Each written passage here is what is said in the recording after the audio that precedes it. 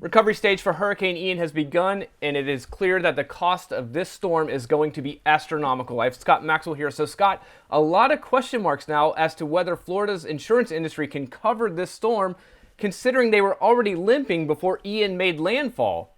Yeah, that's a good way of putting it, Rich. Our insurance industry has really been uh, struggling mightily for a couple of years. And now we have Ian come in. Estimates they're all over the map. And frankly, they're all premature, but they're 20 billion, 30 billion, $50 billion in claims. And now you have virtually everyone agreeing that Ian is going to put a insurance market that was already, as you put it, limping, completely cripple it. In fact, the headline in the Orlando Sentinel that we had this past weekend was Ian, quote, damage will drive insurance rates even higher, cripple industry. Now, keep in mind, this is a state where rates are already like more than double the national average. So the point that I guess I'm looking at is this is bad news, but it is absolutely not unexpected news. This is completely what every insurance and market expert told leaders in Florida, not just last year, not just this year, but for years. In fact, I went back and looked back over stories like the National Insurance Journal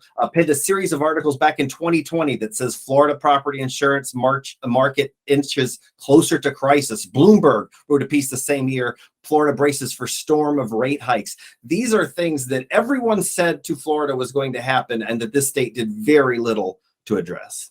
Yeah, it's interesting, as you mentioned, and we all know that we live in Florida. You're going to be in a target of a storm. Florida will get hurricanes. And I guess the question is, and the frustration is, what good does continually pushing this down later down in the later sessions, putting a pin in it, do for anyone here in the state? It doesn't do anyone, and that's a great way of putting it. In fact, one of the few sort of sober, thoughtful voices from the Republican side on this was Senator Jeff Brandes, and he kept urging his colleagues to take action. And it's not a simple thing. I should acknowledge. There's a lot of complicated things, but the phrase he used, to your point, was he said we can't just keep kicking the can down the road. The idea seems to be that the hope that you just hope that a big storm doesn't happen on your watch and then you don't have a problem. Well, the big storm did happen on this watch, and now we've got a lot of problems. And what a lot of people, including me, found frustrating is that these problems were known. Florida spent the better part of last year doing culture wars, screaming about transgender teenagers, anti-woke, stop woke bills, critical race theory. Think about the number of headlines you saw about that versus the number of headlines you saw about legislators and Ron DeSantis trying to tackle this issue. Jeff Brandes said you're going to have a crisis. They said it's going to drive up insurers out of the market, said it's going to drive rates higher, said it's going to cost taxpayers, and that all now seems to be coming to fruition. Yeah, Scott, I'm going to put this out here, and I hate to go to like doom and gloom, but is it possible there's just not a reasonable fix for it? Like it's just going to break no matter what happens? I think there are. In fact, people smarter than me, and my goodness, there's a lot of people smarter than me, think there are some fixes. For instance, for years, as long as I've been in Florida, lawmakers have said one of the main reasons insurance rates are so high here is because of fraudulent claims, bad roofers, bad attorneys. But you know what they don't do? They don't crack down on fraud. If there's really a statewide problem on fraud in insurance, there should be a statewide fraud task force. That's something I've heard agreement from virtually everyone, including some of the adjusters. They say go after the bad actors. Instead, they like to give lip service. There could be other solutions like forced arbitration, which would force both insurers and homeowners to go to arbitration before a lawsuit. Now, the state could crack down on creative accounting. Some insurers really are struggling. There's no doubt about that. That's why like 6 have fled the state in the last year or two. But others use this creative accounting where they siphon their profits up to another state and then claim the hard times down in Florida to a parent corporation.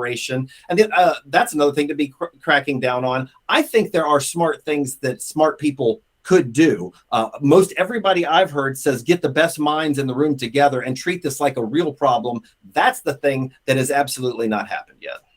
Yeah, I'd like to think there actually is a fix for this, but what do you say to people that say you're just Monday morning quarterback in this one? You know, that is, in fact, what some of the leaders in Florida are trying to say. Well, now's not the time to talk about what we should have done. You're right.